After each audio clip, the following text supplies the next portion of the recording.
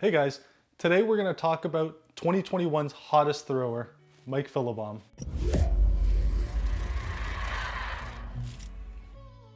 I actually had the opportunity to meet Mike for the first time last year at the 2020 World Axe Throwing League Championships. Mike was my second match and had the most sound throw I think I had ever seen.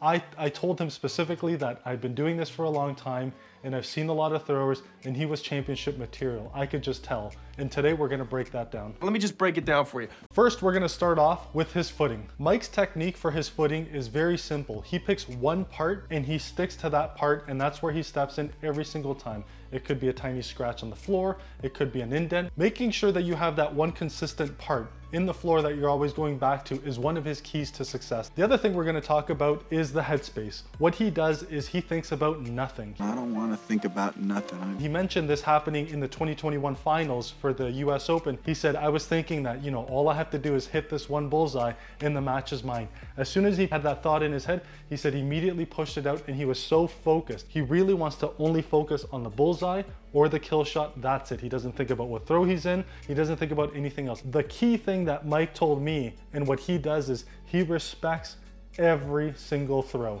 What that means is he's not thinking about what throw it is, whether it's 9 or 10, whether it's 1 or 2. Every single throw, he's got a blank thought. The only thing he thinks about is that throw in that particular moment in time. As soon as Mike throws and releases his axe, he actually has this great technique to keep his mind unoccupied with anything else. He twirls his axe. Part of what we talked about last time in Ryan Smith's technique is to not walk fast in order to slow down his heart rate. What Mike does is he actually controls his breathing. And what that does is it eliminates any sort of jittering that may happen from an elevated heart rate. Keep the heart rate down, control the breathing, make sure you're in a kind of a Zen mindset where you're only thinking about the axe and only thinking about the target. This is my private area, my place of zen and peace. When I was speaking to Mike about his setup, he mentioned that he imagines this imaginary straight line. His right shoulder is aligned to the bullseye or to the kill shot if that's what he's aiming for. And he imagines this dotted straight line, and his handle is actually aimed just slightly above the bullseye. And he has such a core focus on making sure that that throw goes perfectly straight.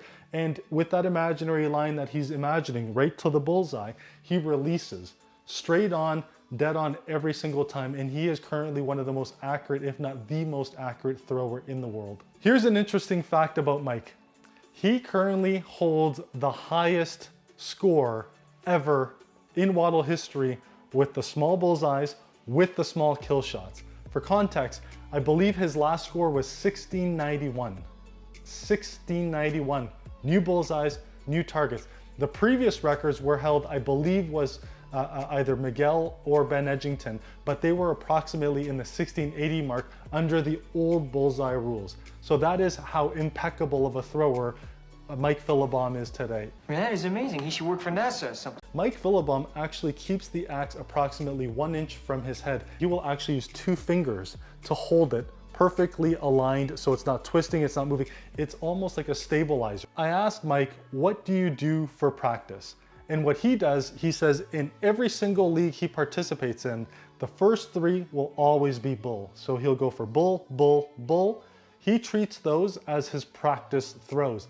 Then he'll go kill, kill on 4 and 5, and then he'll get those out of the way, and then the rest is just practice. It takes years of practice. Because he's so used to in league going for number 4 and number 5 for the kill, he actually switches things up.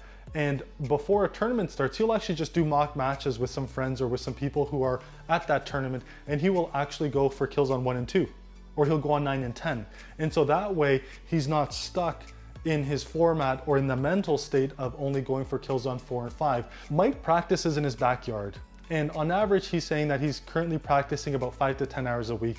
But what happens is when you're practicing in your backyard, you're in that backyard mindset.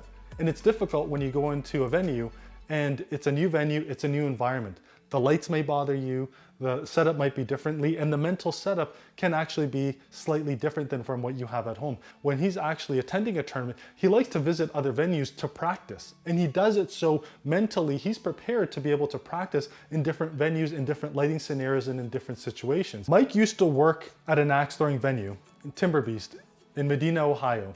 he no longer works there. And what he does is he actually travels to tournaments. And Mike has been on such fire. He's been winning the majority of the tournaments, if not all of the ones that he's been attending. He's been doing extremely well in the sport. And what he does leading up to these tournaments, he does a solid 2 hours minimum per day straight of just straight throwing and straight practice. When talking to Mike yesterday, I asked him, what are the 2 things you want to leave people with? They were 1, respect every throw. That means do not worry about whether it's 1 or 2, 9 or 10.